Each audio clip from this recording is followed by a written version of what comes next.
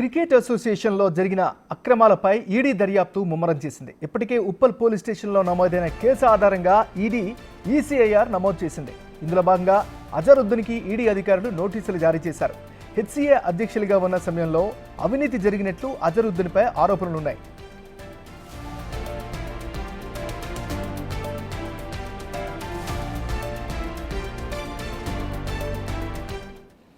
Hyderabad cricket అసోసియేషన్లో జరిగిన అక్రమాలపై ED దర్యాప్తు ముమ్మరం చేసింది.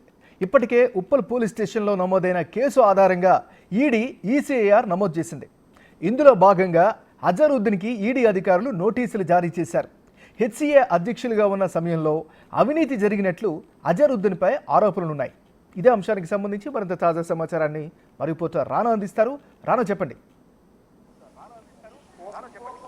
2020 నుంచి 2023 వరకు కూడా దాదాపు 3,80,00,000 వరకు కూడా డబ్బులు చేతులు మారాయి, పెద్ద ఎత్తున కూడా అక్రమాలు జరిగాయని కూడా ఇప్పటికే ఉప్పల్ పోలీస్ స్టేషన్లో కేసు నమోదైన నేపథ్యంలో దానిపైన దర్యాప్తు కూడా కొనసాగుతున్నటువంటి నేపథ్యంలో అయితే లెక్కలు ఎక్కడి వరకు వెళ్ళాయి, డబ్బులు ఎవరి చేతులకు వెళ్ళాయి, ఏ విధంగా వెళ్ళాయి అనేది కూడా ఈడీ అధికారులు క్వశ్చన్ చేసే అవకాశం ఉంది. దాని తగ్గట్టుగా ఇవాళ ఈసీఆర్ నమోదు చేసి ఈడీ అధికారులు నోటీసులు ఇచ్చినటువంటి నేపథ్యం అయితే కనపడుతుంది. ముఖ్యంగా క్రికెట్ బాల్స్ కొనుగోలులో కూడా పెద్ద ఎత్తున అవినీతి జరిగిందంటూ కూడా వార్తలు వస్తున్నాయి. ఎందుకంటే మామూలుగా ఒక్కొక్క బాల్ వచ్చి దాదాపు 10,000 రూపాయల పైన కూడా వీళ్ళు కోట్ చేసినట్టుగా మనకు సమాచారం అవుతుంది. సో తక్కువ దొరుకుతుంటే ఎక్కువగా కోట్ చేశారని కూడా తెలుస్తుంది. దాంతోపాటు జిమ్ ఎక్విప్మెంట్కి కోట్లాది రూపాయలు అయ్యాయంటూ కూడా దాంట్లో వారు పెట్టినటువంటి నేపథ్యం కాబట్టి తర్వాత ఫైర్ ఎక్విప్మెంట్ ఉప్పల్ స్టేడియంలో మొత్తం ఎక్కువగా ఈ మ్యాచ్లు జరిగేటప్పుడు కానీ ఏమన్నా అత్యవసర పరిస్థితుల్లో ఒకవేళ ఫైర్ యాక్సిడెంట్ అయితే మాత్రం అటాటి నుంచి తప్పించుకోవడానికి కోసం ఎక్విప్మెంట్ మేము తీసుకొచ్చి దానికి కూడా లక్షలాది రూపాయలు ఖర్చు అయిందంటే కూడా దీంట్లో పొందుపరిచిన నేపథ్యం కాబట్టి దాంతోపాటు బకెట్ చైర్స్ పేరుతో పెద్ద ఎత్తున కూడా కొనుగోలు చేసినట్టుగా తెలిసింది. దాంతోపాటు ఈ మొత్తం స్టేడియం సంబంధించినటువంటి రెన్యువేషను, తర్వాత పెయింటింగ్స్, తర్వాత సీసీ కెమెరాలు, ఇలాగ అనేక రకాల పనుల పేరుతో చెప్పి పనులు చేయకపోయినా లేకపోతే తక్కువలో దొరికినప్పటికీ ఎక్కువ బిల్స్ వేస్తూ కూడా పెద్ద ఎత్తున అక్రమాలు చేశారు. దాంతోపాటు ఈ సెలక్షన్ అనేది కూడా పెద్ద ఎత్తున జరిగింది. ఎందుకంటే సెలక్షన్స్లో ఒక్కొక్క ప్లేయర్ నుంచి కూడా ఒక్కొక్క లీగ్ మ్యాచ్ కానీ లేకపోతే అండర్-19, అండర్-14, అండర్-23 ఇట్లా అండర్-16 అన్ని రకాలమైనటువంటి క్రీడల్లో అలాగే డే 1 కానీ లీగ్ మ్యాచెస్లో కానీ ఇవన్నీ కూడా పెద్ద ఎత్తున హెచ్సీఏకి సంబంధించిన పాల్గొనాలంటే ఒక క్రీడాకారుడిగా ఎవరైనా మెరిట్ ఆధారంగా ఉన్నప్పటికీ కానీ మెరిట్గా పర్ఫామ్ చేసినటువంటి వ్యక్తుల్ని సెలెక్ట్ చేయకుండా మెరిట్ లేనటువంటి వ్యక్తి అంటే టీంలో స్థానం లేకపోయినా కూడా ఫర్దర్గా ఇంకొక లీగ్స్లో కానీ జోన్స్లో ఆడించే అవకాశం విధంగా వీళ్ళందరూ కూడా పాల్గొన్నారు.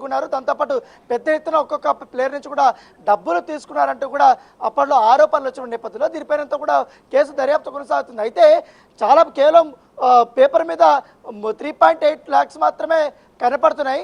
తర్వాత మాత్రం చాలా పెద్ద ఎత్తున ఈ అవినీతి జరిగిందనేసి కూడా వాళ్ళు భావిస్తున్నారు. ఎందుకంటే బీసీసీఐ పెద్ద ఎత్తున కూడా నిధులు ప్రతి సంవత్సరం ఇస్తున్నప్పటికీ ఈ 3 సంవత్సరాలు అజారుద్దీన్ ఉన్నప్పుడు ఆ నిధుల యూటిలైజేషన్తో పాటు పెద్ద ఎత్తున కూడా అక్రమాలు జరిగాయి. కనీసం అపెక్స్ కౌన్సిల్కి కూడా వాళ్ళు చెప్పకుండా సొంత నిర్ణయాలు తీసుకొని సొంత మనుషులను అక్కడ రిక్రూట్ చేసుకొని పెద్ద ఎత్తున అవినీతి చేశారంటూ కూడా అప్పుడు ఆరోపణలు వచ్చాయి. ఏకంగా అప్పుడు బీసీసీఐ ఇన్వాల్వ్ అయ్యి సుప్రీంకోర్టు ఇన్వాల్వ్ అయ్యి ఏకంగా జస్టిస్ నాగేశ్వరరావుని ఒక కమిటీని కూడా వేసినటువంటి నేపథ్యం. అప్పుడు దానికి సునీల్ని సీఈఓగా పెట్టారు.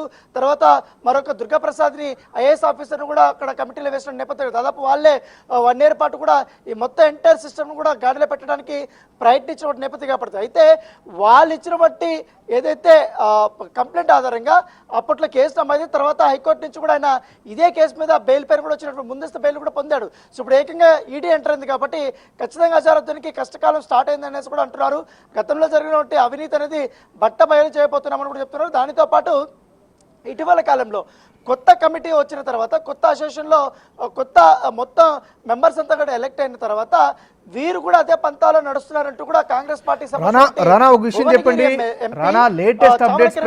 కూడా ఈ రకమైనటువంటి క్వశ్చన్స్ లేవనెత్తినటువంటి నేపథ్యంలో సో ఖచ్చితంగా హెచ్సీఏ పైన పూర్తి స్థాయిలో దర్యాప్తు చేయాలనేసి కూడా పలువురు ఈడీ అధికారులు కూడా కోరుతున్నటువంటి నేపథ్యం కనబడుతుంది.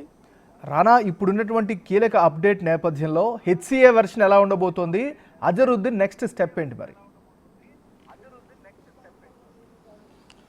ఎందుకంటే ఇప్పుడు ఈ అవినీతి ఆరోపణల వల్ల పైగా తను అసోసియేషన్ సంబంధించిన విషయంలో మెంబర్షిప్ విషయంలో కూడా కొంత గందరగోళం నడుస్తుంది.